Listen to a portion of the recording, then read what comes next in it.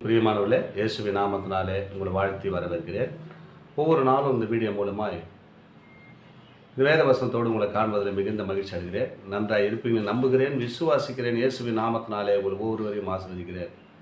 ஆண்டவர் இந்த நாளிலே நம்மளோடு இடைப்படிவிட வார்த்தை ஆதியாகமம் 25ஆம் அதிகாரம் 21ஆம் வசனம் சொல்லப்படுகிறது. மலடியாக இருந்த தன் மனைவிக்காக ஈசாக்கு கர்த்தரை நோக்கி வேண்டுதல் செய்தான். கர்த்தர் அவன் வேண்டுதலை கேட்டறினார். அவன் மனைவி ரெபக்காள் கர்ப்பம் தரித்தார். இங்கே பாருங்கள், அநேக அன்பு சகோதர சகோதரிகளே, நம்ம எல்லா இடத்திலும் ஓடி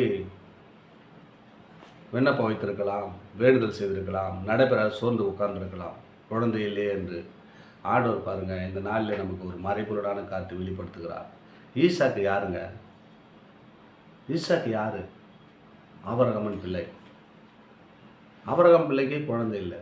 அவர் என்ன பண்ண பாரு, யார் இடத்திலும் கேட்கல, கர்த்தரிடத்தில் வேண்டுதல் செய்தாராம். யாரெல்லாம் இப்போ கர்த்தரிடத்தில் வேண்டுதல் செய்யாத எங்கெங்கே ஓடிக்கிறீங்க? உங்கள் வாழ்க்கையில் அந்த குழந்தை பாக்கியம் இல்லையா? ஈசாக்கு தன் மனைவிக்காக வேண்டுதல் செய்தாராம். உங்கள் மனைவிக்காக நீங்கள் தாங்க வேண்டுதல் பண்ணணும், மற்றவங்கள வேண்டுதல் பண்ண பார்க்கக்கூடாது. உங்கள் மனைவிக்காக நீங்கள் வேண்டுதல் பண்ணுங்கள். ஒரு 1/4 மணி நேரம் இல்லை ஒரு 5 நிமிடமாவது தேவனுடைய பாதப்படியில் அமர்ந்து ஜெபிங்க, ஆண்டவருடைய விண்ணப்பத்தை வைங்க. ஈசாக்கு பாருங்கள், அவருக்கு ஆபிரகாமுடைய பிள்ளை ஈசாக்கு கர்த்தரை நோக்கி வேண்டுதல் செய்தார்.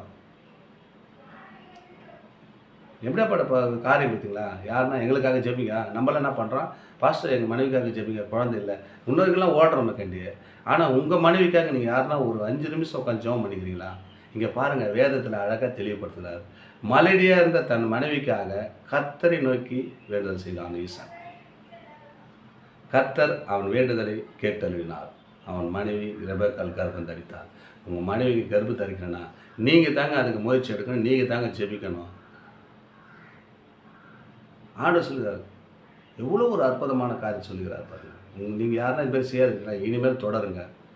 உங்கள் வாழ்க்கையில் ஒரு ஆசீர்வாதம் வேணும், பிள்ளை பாக்கியம் வேணும்னு சொன்னால் புருஷர்களே தன் மனைவிக்காக ஜெபிங்க. 5 நிமிடம் உட்காந்து ஜெபிங்க. அது கிடைக்கலன்னா என்ன கேளுங்க. ஏசப்பா நிச்சயமாக அந்த வார்த்தை கேட்டுக்கொண்டிருக்கிறார். அவர் விடுதலை கொடுக்கிறவர், வெற்றி வேந்தன். ஒரு வார்த்தையில் வல்லமை உண்டு, ஒரு வார்த்தையில் ஜீவன் உண்டு. அந்த ஜீவனுள்ள வார்த்தை இப்போது உங்களோடு பேசி கொண்டிருக்கிறார். குழந்தையே இல்லை என்று வருத்தத்தோடு வேகலத்தோடு இருக்கிற அன்பு சகோதரனே சகோதரிகளே, உங்கள் மனைவிக்காக ஜெபிங்க. ஈசாக்கு தன் மனைவிக்காக ஜெபிக்கும்போது கர்த்தர் அந்த வேண்டுதலை கேட்டிருந்தார், விண்ணப்பத்தை கேட்டார். மனைவிக்கு கர்ப்பம் தரிக்க அருளை செய்யினார். கர்ப்பத்தின் கனி கர்த்தரால் வரும் சுதந்திரம், அவரால் கிடைக்கும் பலனுங்க. அது பிள்ளை பலன் அவரால் கிடைக்கும் பலன். அந்த பலனை சுதந்திர கொள்ளனா நீங்கள் தாங்க கர்த்தரிடத்தில் வேண்டுதல் செய்யணும். ஆண்டவரே என் மனைவிக்கு பிள்ளை கொடுங்கப்பா, எங்களுக்கு ஒரு புத்திர பாக்கியத்தை கொடுங்கப்பா என்று நீங்கள் தாங்க உங்களுக்காக வேண்டுதல் பண்ணலாம். மற்றவங்களாம் உங்களுக்காக வேண்டுதல் பண்ண காட்டிலும் நீங்கள் உங்கள் மனைவிக்கு நீங்கள் ஜெபம் பண்ணுங்க. ஆரம்பிங்க நாள் முதல் கொண்டு. கர்த்தர் இந்த 2ஆம் மாதத்தில் இந்த வார்த்தை கேட்டுக்கிற அன்பு சகோதர சகோதரிகளை உங்கள் வாழ்க்கையில் ஆசீர்வாதத்தை பெற்று அன்போடு வாழ போகிறீங்க. அதுக்காக தான் ஆண்டவர் இந்த வசனத்தை இந்த நாளில் பேசி கொண்டிருக்கிறார். மலடியாக இருந்த தன் மனைவிக்காக ஈசாக்கு கர்த்தரை நோக்கி வேண்டுதல் செய்தான். கர்த்தர் அவன் வேண்டுதலை கேட்டறினார். அவர் மனைவி ரெபக்காள் கர்ப்பம் தரித்தார். பாருங்கள், அந்த உருக்கமாக ஜெபம், எந்த வேலை வெட்டிக்கிதே இல்லை. நமக்கு என்னங்க வேணும்? ஆசீர்வாதம். குழந்தை தாங்க முதல் மெயின் கஷ்டம். அந்த ஆசீர்வாதத்தை பெற்றுக்கொள்ளனா நம்ம 5 நிமிடம் உட்காரணுங்க. தேவனுடைய பாதப்படியில் உட்காந்து அவருடைய மன்றாடி ஜெபிக்கும் போது அந்த குழந்தையை ஈசாக்கு பெற்றுக்கொண்டான்.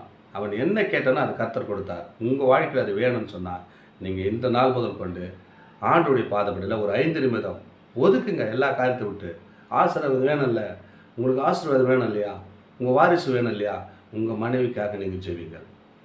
நிச்சயமாக கர்த்தர் அந்த வார்த்தையை கேட்டிருந்து ரெபக்காளுக்கு கர்ப்பம் தரித்தது போல உங்கள் வாழ்க்கையில் கர்ப்பத்தை கர்த்தர் உண்டு பண்ண ஒரு வல்லவராக இருக்கிற கபாலாபாராதான் நபருக்கு உங்கள் வாழ்க்கையில் அது உண்டு பண்ண ஒரு வல்லவராக இருக்கிறார். சோர்ந்து போகாதீங்க, ஜெபிங்க, ஆசீர்வாதத்தை பெற்றுக்கொண்டு அன்போடு வாழுங்க. ஆமென். God plus.